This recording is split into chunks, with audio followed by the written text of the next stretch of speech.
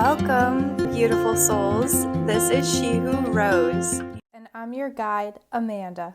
Before we begin, I invite you to take a breath with me. A deep one. In through your nose and out through your mouth. Like you're releasing something ancient, because today's episode is not just a story, it's a return, a remembering, a resurrection of a truth I've held inside my body for years.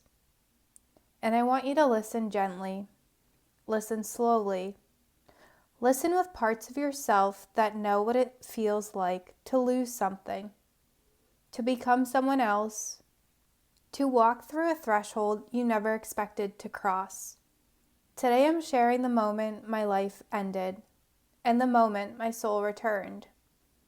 This episode contains sensitive themes, domestic violence, trauma, life and death experiences. So if you need to pause, do. If something feels too heavy, honor that. Your nervous system is sacred. Let's begin. Before March of 2019, before the moment my soul left my body, there were chapters of me that were already dying. People see me now, the circles I hold, the devotion, the presence, the woman who seems rooted in her power. But before I became this woman, I was a girl surviving more than she could ever name. And I want you to reflect for a moment. What versions of you kept you alive, long before your consciousness caught up to your pain? That younger version of me, the child who endured a violent home, the teen who normalized chaos, the woman who thought survival was the same thing as love, she had been carrying lifetimes. By the time I was 22, I was a shell that smiled, a spirit that hid everything behind laughter, a body that flinched but pretended she didn't. I didn't know it then, but I was already approaching a spiritual threshold, a point of no return. We all have them. Moments when life rearranges everything with or without our permission. And this was mine. The night that it happened, I've never spoken about this part publicly like this.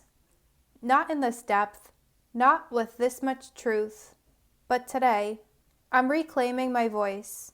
A night changed in a way that I couldn't have ever anticipated. One moment, my ex and I were talking, and the next, his hands were around my throat.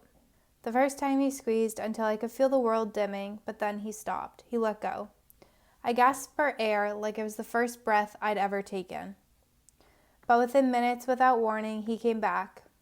This time, he was on top of me, with one hand covering my nose and mouth and the other crushing my throat. I tried everything, bridging, pushing, clawing, but I couldn't move him. The pressure in my lungs, the fire in my chest, the desperation for one more inhale, and the look in his eyes, the certainty, told me everything. I remember thinking, this is it, this is how I die. And I want to ask you something. Have you ever felt the moment when you realized the life you knew was slipping away? When your body knew something before your mind did? My vision blurred, my ears rang, and then the world went black. My spirit began to separate from my body. All I heard was silence. For the first time in my life, there was absolute silence.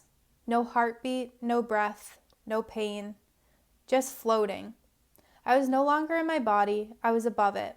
Watching my ex on top of me, pressing down, watching my own eyes close, watching myself seize and go limp. And yet I felt calm, detached, observing, and witnessing. I want you to imagine this for a moment. What would it feel like to see your own life from the outside? To witness the moment your story ends from a place of absolute peace? Because that's what it felt like. I saw the room, I saw my body, I saw him, and then another shift. I was pulled fast through a tunnel, not walking, not floating, but pulled by something ancient, inevitable, and non-negotiable. The tunnel opened into a panoramic scene of my life. It wasn't symbolic, it wasn't metaphor, it was literal. I saw my mother's womb, I saw myself as a baby. held in the arms that felt like home. I saw childhood, all the happy memories, the grass under my feet, the sun on my face, the days I had entirely forgotten. I saw my teen years, the loneliness behind the mask, the moments where I tried so hard to be strong. Then I saw my future, my college graduation, a moment I had not lived. And then Bandit, my dog. I saw him running in a backyard, chasing a bigger dog with pure joy. These moments were so soft, so ordinary, yet they were everything. I want you to reflect for a moment. If your life flashed before you right now, what moments would play? What memories would matter? What would your soul show you as proof that you had lived? As each scene passed, I felt both joy and grief. Joy for the beauty, and grief knowing I wouldn't experience anything more. And then it all began to pixelate. Like reality was breaking apart, dissolving, turning to light. The next moment, I was standing inside a white cube. It was infinite and empty and silent. There was no time, no direction, no sound. I walked, I wandered, I searched for something I couldn't name. And a deep sadness swelled inside me, a sense that I had been forgotten or left behind.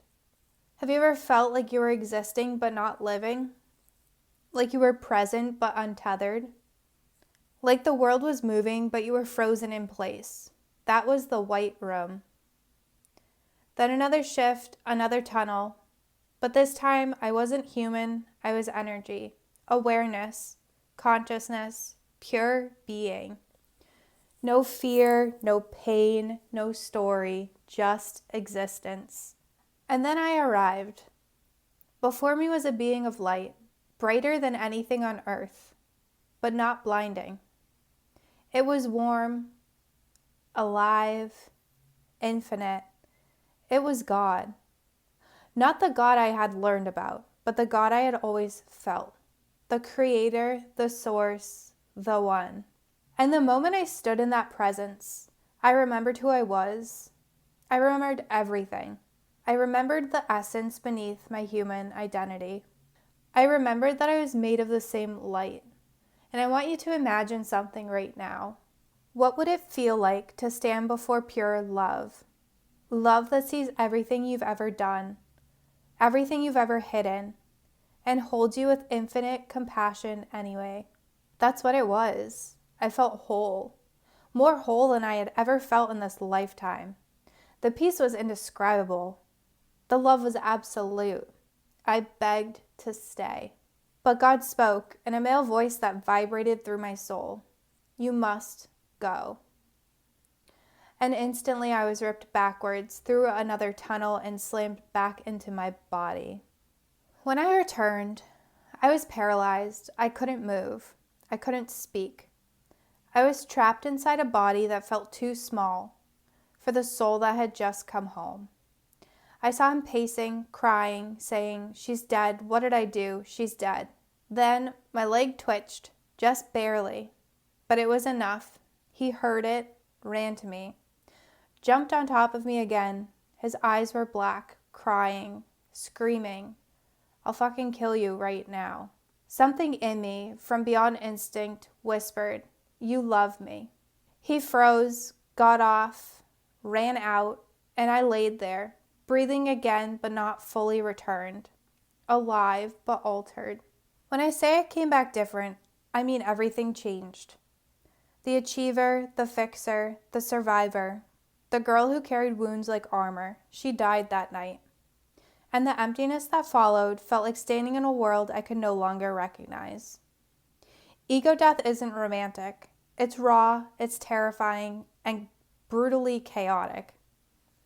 A dismantling of identity so complete that even breathing felt unfamiliar. I want to ask you, have you ever gone through something that shattered your sense of self so deeply that you didn't know who you were anymore? Well, I did. So I numbed, I ran, I hid in silence, in bottles, in pills, in anything that would quiet the truth of what I had seen. But truth doesn't stay buried. It rises. It finds you. It asks to be lived. I wasn't just grieving the world. I was grieving the version of me who no longer fit inside of it. What came next was 6 years of deep healing. My 6-year initiation. Shadow work, therapy, breath work, somatic healing, body work, learning to trust myself again, learning to listen. There were nights where I wanted the old me back because she knew how to survive. She knew how to perform strength. She knew how to ignore her wounds. But something deeper kept calling me. My womb, my ancestors, my spirit, God, the divine feminine whispering, this is your path. I crawled through countless rebirths. I cracked wide open and I surrendered. And little by little I rose. Now, I don't just remember who I am, I embody her. Since my near-death experience, I've come to understand the sacredness of life in a way that cannot be taught. Every breath is holy. Every tear is holy. Every sunrise is holy. And I want you to reflect for a minute. Where have you forgotten the sacred? Where have you rushed the miracle? Where have you abandoned your own presence? Being alive is not a guarantee. It's a precious gift. A fragile, miraculous gift. I've seen the edge of this life, and I felt the peace beyond it, and I am forever changed. My prayer is to never forget again, and to help you remember too. To remember the sacredness of life, return to love, and come home to yourself. Thank you, God, for breath, for purpose, for the chance to love deeper, for the guidance that never leaves me, for the sacred return that reshaped my soul. And for you, the one listening, may you remember your own holiness, your own wholeness, your own resilience, your own divine becoming. You were never forgotten. You were never alone. The divine resides in you, not in your perfection, but in your tenderness. Not in your certainty, but in your courage. Not in your light alone, but in the way you meet your shadows. You are not alone. There is a way through, and you are the way. Thank you for witnessing my journey. Thank you for rising with me. And as we continue on this journey together on She Who Rose, I want you to know these initiations are not just stories, they are doorways, they are living teachings, they are maps. In the episodes to come, I will take you deeper into the wisdom, the practices, and the tools that carried me through each initiation. Tools anyone can work with, tools that reconnect you to your body, your intuition, your truth, and your power. We'll explore how to navigate trauma with compassion, how to regulate your nervous system, how to connect with your womb and your lineage, how to awaken your gifts without fear, how to build trust with spirit, and how to walk through your own initiations with sovereignty and grace. I'll share the rituals that anchored me, the somatic practices that brought me back into my body, the energetic tools that opened my intuition, the healing frameworks that helped me transform pain into wisdom, and the spiritual principles that taught me how to rise, not just once, but again and again.